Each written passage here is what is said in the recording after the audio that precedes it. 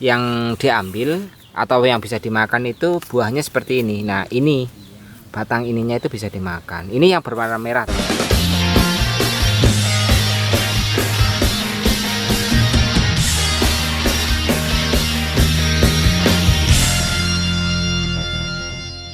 Halo teman-teman radar pertanian sekalian, pada kesempatan kali ini kita akan membagikan tutorial terkait cara penanaman bentul talas ya teman-teman. Ini sebenarnya hampir sama dengan tanaman talas pada umumnya, tapi kalau bentul ini lebih banyak difungsikan dan rasanya itu lebih enak. Ada yang bilang demikian, rasanya itu lebih enak. Nah, ini juga daun batangnya ini bisa dimanfaatkan untuk memberi makan ikan gurame teman-teman. Nah, ini bisa untuk makan gurame. Nah, kita mungkin perlu ya membedakan setelah kita membagikan tutorial terkait cara menanam talas yang baik. Kita perlu untuk membagikan apa sih sebenarnya yang membedakan bentul dengan talas pada umumnya.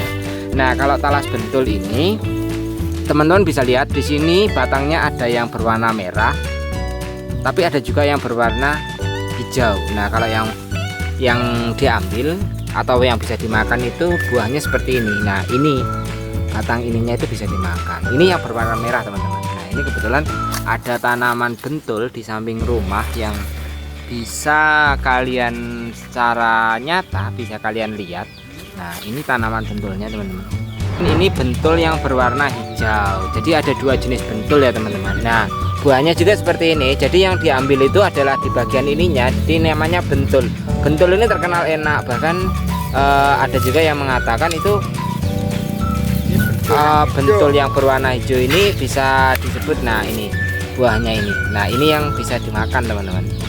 Nah, bisa dimakan dan dimanfaatkan untuk pengganti tanaman pangan yang biasa kita menggunakan beras. Ini juga mengandung karbohidrat teman-teman. Nah, ini teman-teman bisa lihat sebenarnya yang membedakan buah bentul dan talas yang pada umumnya biasa itu di bagian ininya. Nah, kalau bentul ininya yang diambil dan buahnya hanya satu ini. Tapi kalau misalnya talas ini yang diambil ininya. Nah, bijinya itu di dalam ini. Nah, ini talas dan bijinya itu satu batang ini bisa banyak.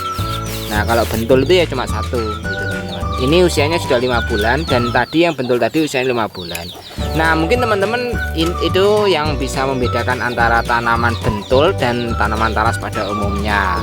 Adapun untuk penanaman tanaman bentul ini bisa menggunakan lahan pertanian langsung atau bisa juga di pekarangan rumah teman-teman. Tapi bisa juga menggunakan media tanam seperti polybag ataupun pot, asalkan itu pot atau polybagnya itu yang berukuran besar, karena kalau berukuran kecil tentu saja akan mengganggu proses pertumbuhannya gitu teman-teman.